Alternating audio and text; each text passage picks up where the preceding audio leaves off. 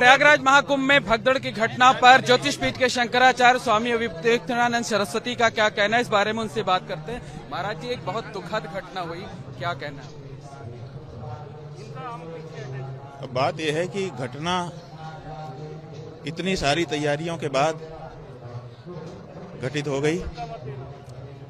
ये निश्चित रूप से दुख का विषय है। दुख के साथ साथ क्यों घटी, जब इतनी सारी तैयारियां थी और पहले से आपको पता था, आप कह रहे थे 40 करोड़ लोग आ रहे हैं, तो फिर उससे वैसी व्यवस्था भी तो होनी चाहिए। जितने लोगों के लिए भोजन अपने घर में हो, जितने लोगों के लिए बैठने की जगह हो, उतने ही लोगों को तो बुलाया जाता है। आप 40 करोड़ की व्यवस्था किए हो, तो फिर ये घटना, ये विचार का विषय है। सबसे बड़ी समस्या क्या है, जिस बारे में हम लोग बहुत मर्माहत हैं, वो ये है कि जब कल सवेरे सो करके हम लोग उठे तो हम लोगों ने समाचार देखा, शायद दैनिक जागरण का समाचार था। उसमें बताया गया था कि रात को भगदड़ मच गई है और 17 श्रद्धालुओं की मौत हो गई है। हम लोग बड़े चिंतित हो गए।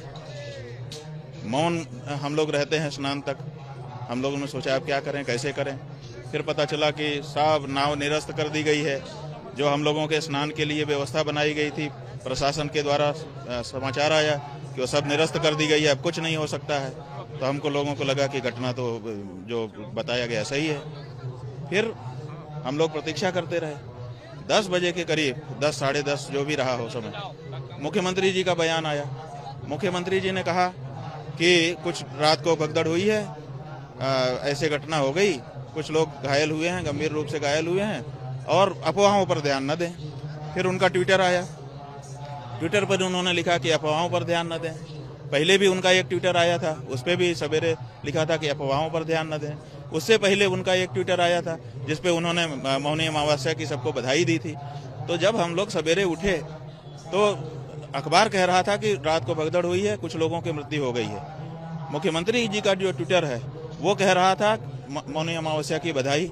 उसके बाद फिर थोड़ी देर बाद उनका आता है कि अफवाहों पर ध्यान न दें, और उनका नाम लेकर के सभी चैनल दिखा रहे थे, जिसपे जाओ समाचार जानने की कोशिश करने पर कि अफवाहों पर ध्यान न दें। अफवाहों पर हम लोगों को लगा कि अफवाह रही होगी, वही आजकल तो बना लेते हैं दूसरे अखबार का।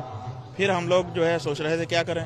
फिर उनका जब वक्तव्य ही आ गया और उन्होंने किसी भी मृत्यु का उल्लेख नहीं किया, तो हम लोगों को लगा कि ये अफवाह थी, गलत बात है, मुख्यमंत्री जी को बदनाम करने के लिए किया जा रहा है। जब वो स्वयं बोल रहे हैं कि कुछ लोग घायल हैं, गंभीर रूप से घायल हैं, उनका इलाज हो रहा है, किसी मृत्यु की चर्चा उन्होंने अपने वक्तव्य